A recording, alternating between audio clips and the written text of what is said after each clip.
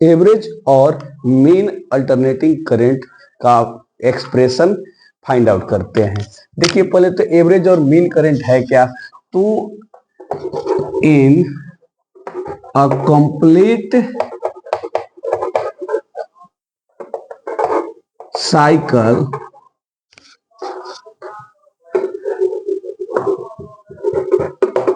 Alternating current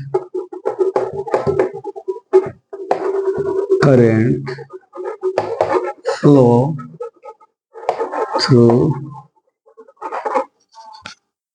a conducting circuit is called average current। ठीक है, complete cycle में means एक टाइम इंटरवल में, ठीक है, ठीक है, और टाइम इंटरवल में जो अल्टरनेटिंग करंट फ्लो करता है किसी कंडक्टिंग सर्किट से, उसको उसके वैल्यू को हम लोग एवरेज करंट कहते हैं। या इस तरह से भी कह सकते हैं, अच्छा एवरेज करंट को हम लोग इस तरह से दिखाते हैं, या फिर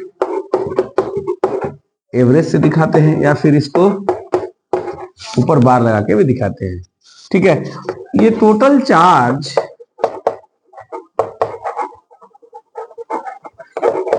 इन अ साइकिल बाय टोटल टाइम भी हो सकता है और time period,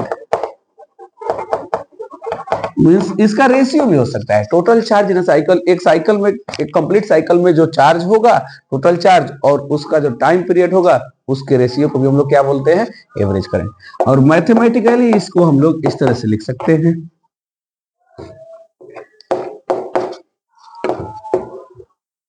Q equal to IT होता है, लेकिन एक कंप्लीट टाइम पीरियड में इंटीग्रेशन करके दिखाते हैं 0 से T I dt, और टाइम इंटरवल कितना हो जाएगा,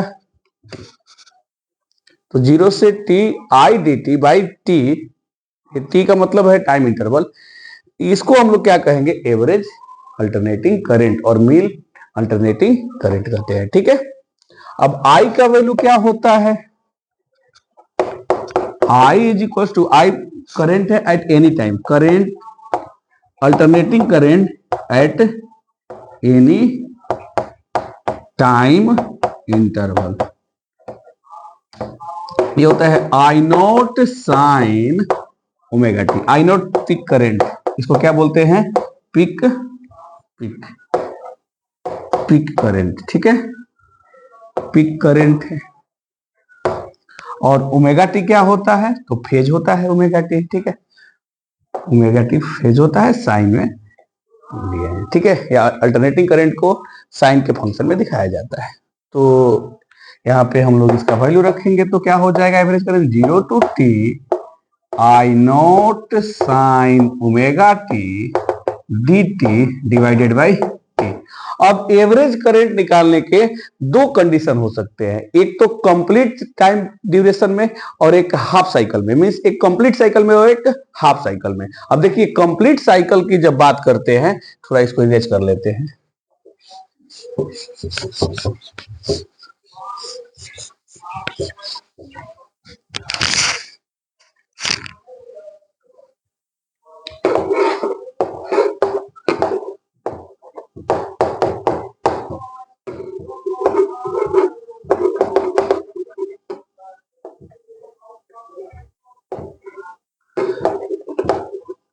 ये T/2 होता है, ये T/2 होता है। तो देखिए हाफ पॉजिटिव होगा और कंप्लीट साइकिल में, और हाफ क्या होगा, निगेटिव। ठीक है, सेम पॉजिटिव हाफ होगा और सेम निगेटिव। तो एक कंप्लीट साइकिल में मींस T टाइम इंटरवल में जो अपना एवरेज करंट आएगा वो तो देख के ही लग रहा है क्या आएगा, 0 एम्पियर। कितना आएगा, 0 एम्पियर। ठीक है, लेकिन इसको ना कभी कभी एग्जाम में इसको प्रूव करने के लिए दे देता है कि एक कंप्लीट साइकिल में एवरेज अल्टरनेटिंग करंट का या मीन अल्टरनेटिंग करंट का एक्सप्रेशन को प्रूव करके दिखाइए। ठीक है, तो इसको निकालने के लिए दे देगा। तो चलिए आइए इसको निकाल के देखते हैं, मैथमेटिकल देखते हैं इसको।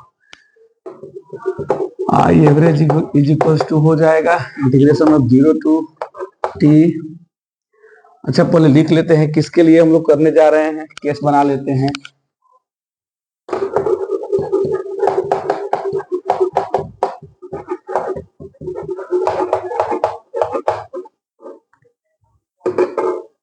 For a complete cycle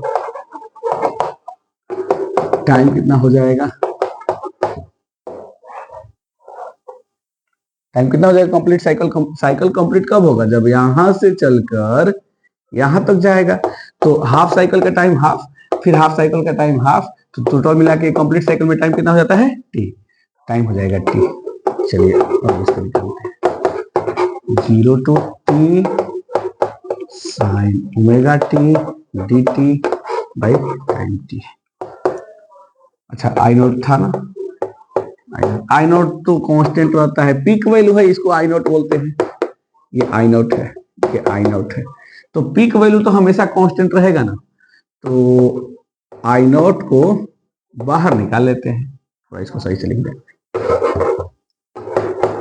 I naught sine omega t d, I naught बाहर निकाल देते हैं, कांस्टेंट है, 0 से t sine omega t d t by t. Sine omega का क्या होता है बच्चों, इंटीग्रेशन माइनस कॉस होता है, तो इसका हो जाएगा माइनस कॉस ओमेगा टी। अच्छा टी, टी वेरिएबल है, ओमेगा कांस्टेंट है, तो नीचे क्या आ जाएगा ओमेगा, 0 टू टी, नीचे क्या आएगा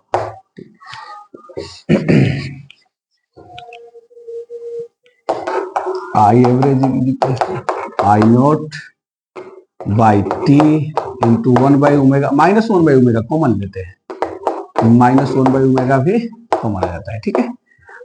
और इसमें क्या बचेगा, कॉस ओमेगा, एक बार क्या लिखेंगे टी,